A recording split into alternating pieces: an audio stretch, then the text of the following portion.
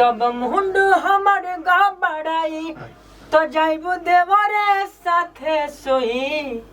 ठीक बा जवानी का होई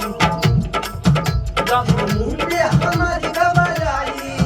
जब मुंडू हमारी घबराई बजाई देवरे साथे सोई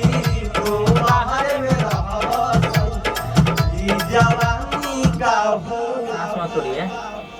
जाई देवरे साथे सोई तो बाहर में रहो सैया जवानी का होई तो बाहर में रहो तू बाहर में रह बसैया तो जवानी का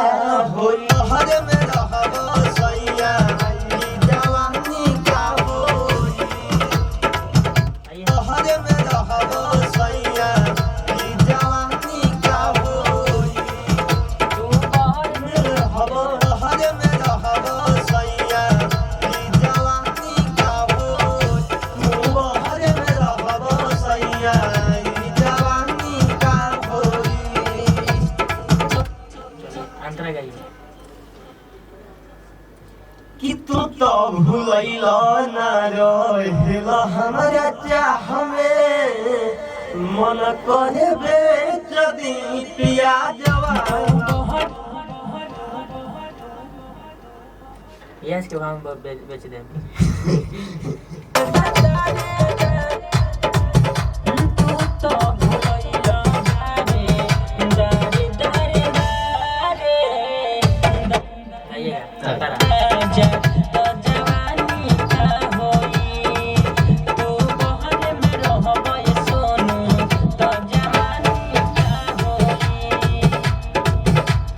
तू तो भूलैला ना रहेला हमरा चाह में मन करे बेच दी पिया जवान भाव में तू तो भूलैला नैनवा के भाव में मन करे बेच दी पिया जवा के भाव में। ठीक बा कहबै सोनू तो जवानी का होई तू तो भूलैला कहबै सोनू तो जवानी का होई तो भूलैला ना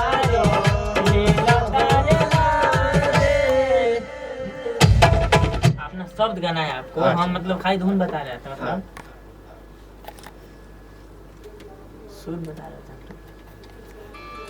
कहबै सोनू तो जवानी का होई आए अब अंतर है ना कहबै सोनू तो जवानी का होई